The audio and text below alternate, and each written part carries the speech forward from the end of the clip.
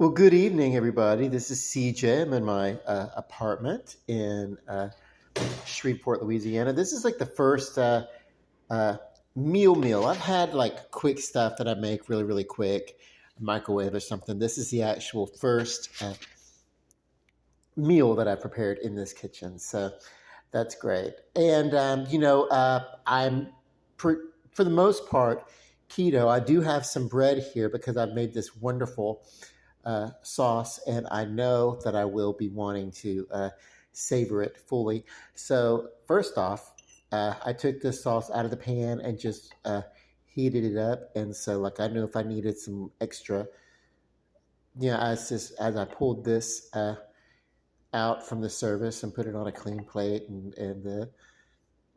so that's great.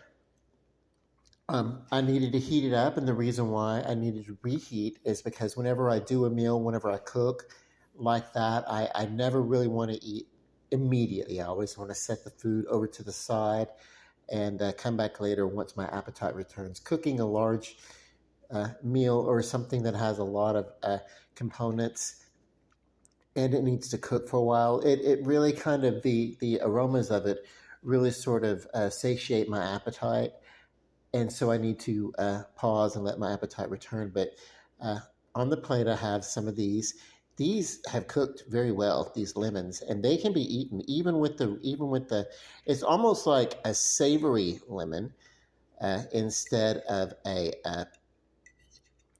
candied lemon. But you could candy these and cut them this thin and do them in sort of a sugary demi glaze. But yeah, I'm gonna put it on here. I love it because I'm gonna, be eating bits and pieces of that as I get in here. Let me tell you first. I've tasted this. I love it. The lemony of this. This is kind of a. This is heavy cream, lemon, butter, and the drippings of the chicken broth and the other ingredients. But they have made a wonderful, wonderful cream-based lemon. There's no additional salt. I did one seasoning blend that had salt in it, and there is uh, no additional sugar other than what may have come from some of the vegetables, some of so there's no additional carbs or anything like that. So let me really, really get in this. I'm going to pause you for a second because I do not have a cameraman. Hold on. So as you can see, pretty much cooked thorough. If you were doing something, I did 375 at about 45 minutes. That's the timer that I set. And then I let it rest in the oven for a bit. And then I put it on a broil to get like just a little toastiness on top of all this, just for a couple of minutes. Now, so this is and I took this sauce straight from the bottom of the pan of that recipe in the videos that I did. And oh my God, this is really, really good. And so I think my favorite part is the sauce. Now, it is not, this is not a traditional cream-based sauce. Uh, it could be a starter, but usually cream sauces in French cooking, there are five mother sauces and then a couple of bases, and one of those bases is a white sauce, and that is a pale roux, that is the cream, and then the fats, and that's there.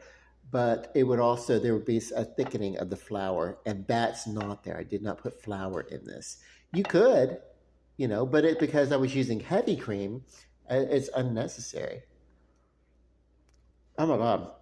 You're gonna love it. If you did this and then you served out all of your chicken, but you had some sauce left in your pan, instead of just this regular sliced bread, you could use some heavy French bagnettes, lay it in the pan atop this, and you could bake it. Maybe the same way you would do a holiday sticky bun. But what would happen is that this milk would absorb, this milky cream sauce would absorb into your bread. I love it. Okay. I'm starved for carbs right now. That's probably why I'm devouring this bread, but also that sauce is delicious. Um, and so in the bottom of the pan, it looks as if it's broken when I reheated it, rewarmed it, and I just microwave in a glass bowl, and it kind of warmed up, and then I gave it like a little stir. It formed quite well. So the sauce, uh, for being a heavy cream sauce, really did not break. Uh, there are no additional carbs from the flour because I didn't put flour or cornstarch or anything like that. Although I am eating uh, bread because I'm starved for carbs. You got to listen to your body. Um, and I've been ketoing for quite a while, so for a few days, so I can do this. And I will be enjoying bread. So, but yeah, that's my thing. Let me get some more flavor on the plate. Hold on my fork. And one of the things about this type of cuisine, which this is greatly inspired by French cooking, and it's Louisiana, and part of my lineage is French, but really I learned from restaurants uh, when I was a garde manger or a saucier or whatever. I learned about flavors and how they work and some food chemistry. So there's chicken, there's a bit of the garlic that's on here. I'm going to take a bit of this bell pepper, whatever. I just want a little bit of all the flavor that I can find. And I want to see how they layer together in my mouth because they're going to interact with different parts of my palate. And so, and I'm going to get those individually and then they're going to marry. There's no additional salt except for in that one seasoning blend, but the milkiness is going to subdue the salt anyway. You always want to, when you're going to add salt to something, uh, especially table wise. I used to say there's no table salt. I don't use that. Or if you're going to do anything like that, you want to taste, you want to wait until after the milk has been added and then do the tasting of your salt. Because otherwise, if you add the salt and then the cream, you will uh, really be adding salt on top of salt because you'd have to resalt because the cream will subdue it. So, but then there was some salt in the butter, but there's garlic on here, the bell pepper, just all the goodnesses, and let's see what happens. Mm. Oh, there's a touch of the garlic. I love it. That really explodes when you bite into that bit of garlic. It really adds a new dynamic and kind of ties everything together. So this is a meal that's going to give you, it's almost like those scented uh, aromas for your room where there's different, every few minutes it changes the scent because this will change a flavor you know, that garlic did not come out nearly as bitter as I thought. Sometimes when you do a roasted garlic, you get a bitterness of it. I think it did really, really well. Actually, I love the effect of that garlic. There's the cilantro that I love that gives just a little bit, for me, a freshening, uh, a, just an invigorating freshening, almost a quick blast to the palate for a palate cleansing as while you eat. And then there's yeah, I don't know what part of this is my favorite, but it's great. You could do this on top of salad. I like there's cilantro. I could easily pile on a bunch of cilantro, uh, and there's the onions and bell peppers, and oh my, it's great. Onions and peppers and uh, chicken. Oh my, and the lemon. Mm, really is throughout. But when you want a blast, when you just want a blast of that lemon, and this is done very well. Normally, when we're doing fruit, we don't eat the rind, but because of the way this was cooked, if you can, let me get in here. If you want to, you can break a bit of that rind off. Uh, it's really more at this point for garnish. Uh, but if you want to, I'm going to pick it up. Hold on. And I literally just ate that whole piece. Mm. Hold on. Hold on. That needs to be, I love it, but I want to follow it with a bit of chicken. Yes, I'm loving this. Somewhat, I'm doing this bit of a video because when I did the other, it was meant to be one video and it self-split into two due to this new device. Mm. that powerhouse lemon flavor has got to be followed with some of this chicken. Hold on. Mm, mm. Listen, folks,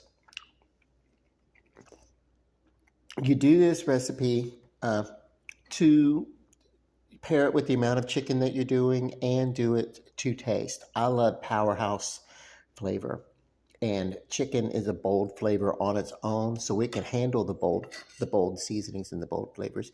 If anything, I would say I could have done a couple of more red pepper flakes. But if you're not careful on red pepper, if you know anything about that, you can go too far to the other direction and over pepper, uh, overheat your food.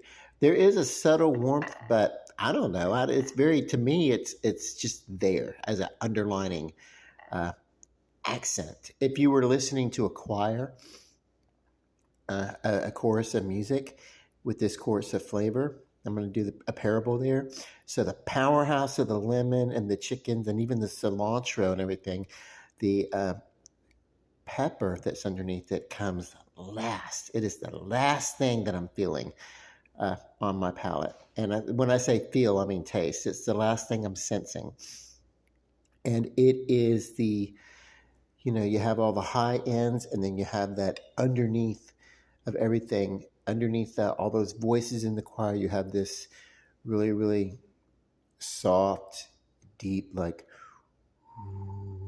tone. That's where this pepper lives in the bass, but a very quiet, subtle bass. Uh, if I were to compare this with music, and chorus, God, I love this. Okay, thank you for enjoying this bit of my meal with me. Please do try this recipe out. There are variations of it. Um, Mainly try it, see what you have. I was pretty concise when I did it, the step by step, but definitely do it. Try it out. And oh my God, you will not be disappointed. Your family will be like, oh my God, I wouldn't have known this. I wouldn't have known this if your family's not used to there's a recipe called a milk chicken where you actually just pour milk in the pan and you do something similar. This is kind of like a better, this is like your, homemade cream of chicken, but there's all sorts of layers and flavors and everything. And like I said, when you're done with it, you can take the bread kind of soaks up and leaves. Yeah, that's great. But so what you can do is, if you wanted to, you could smooth that out, whisk it, smooth it, strain it off if you wanted to from the bottom of the pan. I'm not worried about it. This is a very rustic thing. But whatever's left over from this after you finish it, if there's anything in the pan after your family finishes, you could take those uh, thickly cut bagnettes or French bread or whatever and put it into the milky cream sauce and then bake it as a toast or something and have like a savory uh, morsel to go with your next meal, whatever that is. It's great. I'm all about sauces bringing flavor, and I'm all about using as much of a product as I possibly can, including this way of using a lemon. You actually get to enjoy the rind. Also, it just you can just eat it. It's great. If you didn't do this, you could take these thin pieces. I think I've already said this. Put it in a sugary glaze and candy them, and it's great. This is definitely going into my recipe of keeps. Uh, at that it's great. I'm giving myself my props on this because hell yeah, it's I didn't invent it, but I did certainly innovate it, and yeah, um, bon appetit, and good night.